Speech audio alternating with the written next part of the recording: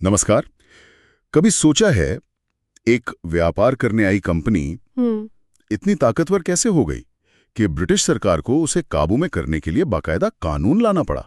आज इसी दिलचस्प मोड़ की कहानी में गोता लगाते हैं 1773 के रेगुलेटिंग एक्ट के साथ। हमारे पास द रेगुलेटिंग एक्ट ऑफ 1773 के कुछ अंश हैं और हमारी कोशिश रहेगी इसके सबसे जरूरी पहलू और असर को समझने की। तो आखिर ऐसी नौबत आई ही क्यों, ये सवाल जरूरी है। जी बिल्कुल। बात 1770 के दशक की है। ईस्ट इंडिया कंपनी तब तक सिर्फ एक ट्रेडिंग कंपनी नहीं रह गई थी। हाँ, 1765 में वो दीवानी अधिकार मिलने के बाद तो बंगाल, बिहार, उड़ीसा में। सही कहा। टैक्स वसूलने का अधिकार, तो वो एक तरह से राजनीतिक ताकत बन चुकी थी, है ना? बिल्कुल, लेकिन सिक्के का दूसरा पहलू भी था। हाँ, वो जरूर था। कंपनी के अंदर भ्रष्टाचार बहुत ज्यादा था। अधिकारी अपनी जेबें भर रहे थे और फिर वो 1770 का बंगाल का भयानक अकाल। उफ, वो तो प्रशासनिक विफलता का जीता जागता सबूत था। लाखों जाने गईं। और कंपनी की माली हालत वो भी तो खराब हो गई थी। बहुत ज्यादा। इतनी खराब कि उन्हें ब्रिटिश सरकार से ही कर्ज मांगना पड़ गया। अच्छा, और बस यहीं से लंदन में संसद में चिंता बढ़ी होगी। जाहिर है, उन्हें लगा कि अब दखल देना जरूरी है। तो इसी दखल का नतीजा था 1773 का रेगुलेटिंग एक्ट। चलिए इसके मुख्य प्रावधान देखते हैं। जी। सबसे पहली और बड़ी बात, बंगाल के गवर्नर का पद वो बदल गया। हाँ, उन्हें बना दिया गया गवर्नर जनरल ऑफ बंगाल। और पहले गवर्नर जनरल बने वॉरेन हेस्टिंग्स। जी।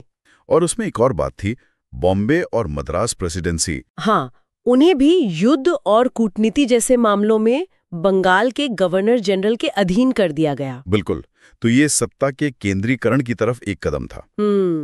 लेकिन गवर्नर जनरल अकेले सब कुछ तय नहीं कर सकते थे, है ना? नहीं, बिल्कुल नहीं।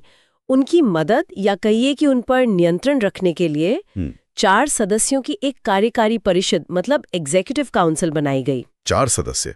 और फैसले कैसे होते थे? फैसले बहुमत से होते थे। हाँ, तो गवर्नर जनरल चाहे भी तो काउंसिल के सदस्यों ने रोक सकते थे। हाँ बिल्कुल, और ऐसा होता भी था।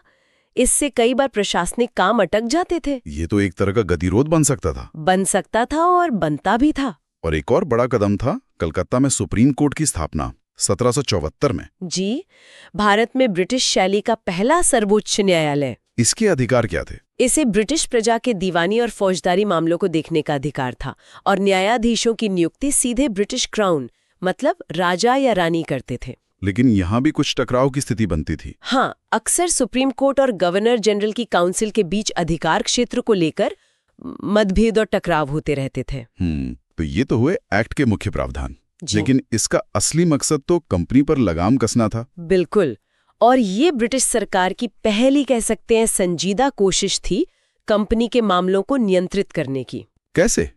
क्या किया गया इसके लिए? एक्ट ने कंपनी के लिए ये अनिवार्य कर दिया कि वो अपने राजस्व, नागरिक प्रशासन और सैन्य मामलों की सारी जानकारी ब्रिटिश सरकार को दे। अच्छा, रिपोर्टिंग जरूरी कर दी। जी, और जो कंपनी के अधिकारी निजी व्यापार करते थे या तोहफे वगैरह लेते थे, हाँ, जिससे वो अमीर हो रहे थे, उस पर रोक लगा दी गई।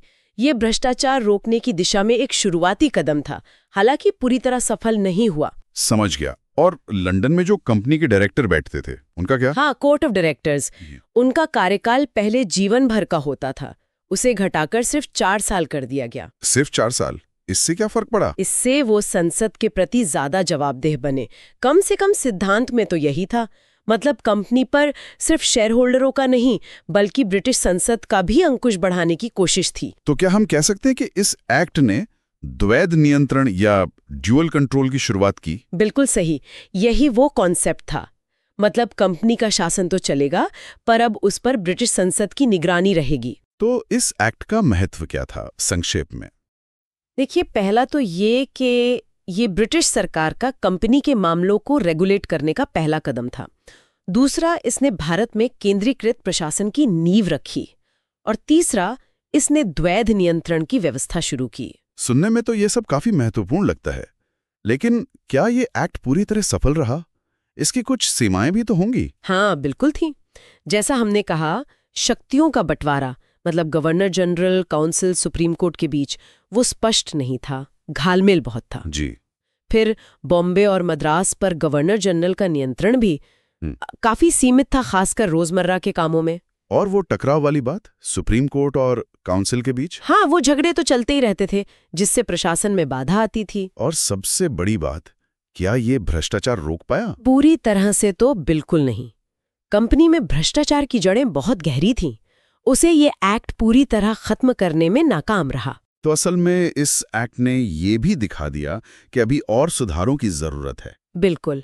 इसी वजह से बाद में पिट्स इंडिया एक्ट जैसे और कानून लाए गए। तो कुल मिलाकर रेगुलेटिंग एक्ट 1773 एक बहुत अहम मोड़ था।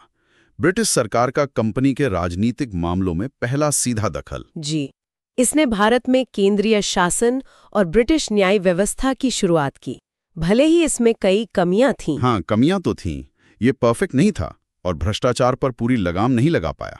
और जाते जाते एक सवाल सोचने के लिए छोड़ जाते हैं। जरूर। क्या हजारों मील दूर लंदन में बैठकर बनाया गया एक कानून किसी इतनी शक्तिशाली, इतनी जमी जमाई कंपनी के अंदरूनी तौर तरीकों और हितों को क्या वो वाकई बदल सकता है, जिसका अपना एक इतना मजबूत ढांचा हो? ये वाकई सोचने वाली बात है।